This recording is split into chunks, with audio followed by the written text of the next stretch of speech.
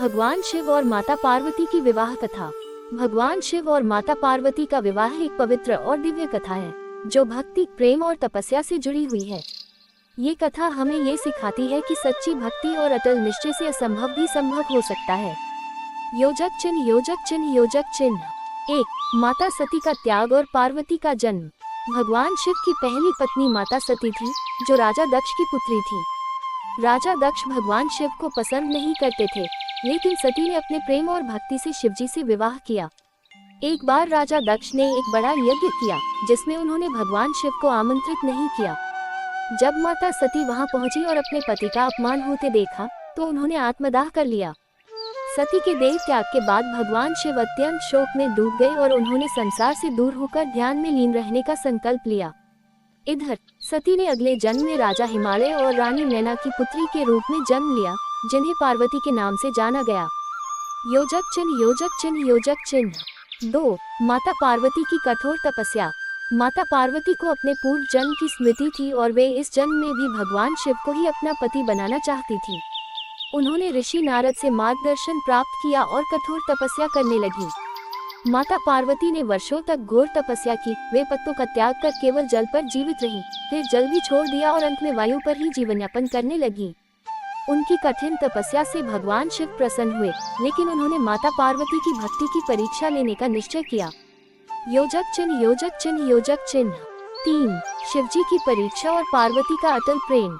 भगवान शिव एक वृद्ध साधु के रूप में माता पार्वती के पास आए और उनकी तपस्या की प्रशंसा की, लेकिन फिर उन्होंने भगवान शिव को लेकर अपमानजनक बातें कहनी शुरू कर दी। शिव तो योगी हैं, वे गृहस्थ जीवन के योग्य नहीं हैं। उनके पास धन संपत्ति कुछ भी नहीं है, वे शमशान में रहते हैं। तुम एक राजकुमारी होकर उनसे विवाह क्यों करना चाहती हो? माता पार्वती ने साधु को उत्तर दिया, भगवान शिव ही मेरे स्वामी हैं। मैं किसी और की कल्पना भी नहीं कर सकती। मेरे लिए शिव के बिना ये जीवन व्यर्थ है। ये सुनकर भगवान शिव ने अपना असली रूप प्रकट किया और माता पार्वती से प्रसन्न होकर विवाह का प्रस्ताव स्वीकार कर लिया। योजक चिन्ह, योजक चिन्ह, योजक चिन्ह। 4. भगवान शिव और माता पार्वती का विवाह। भगवान शिव ने सप्तऋषियों को राजा हिमालय के पास भेजा, ताकि विवाह की बातचीत तय हो सके।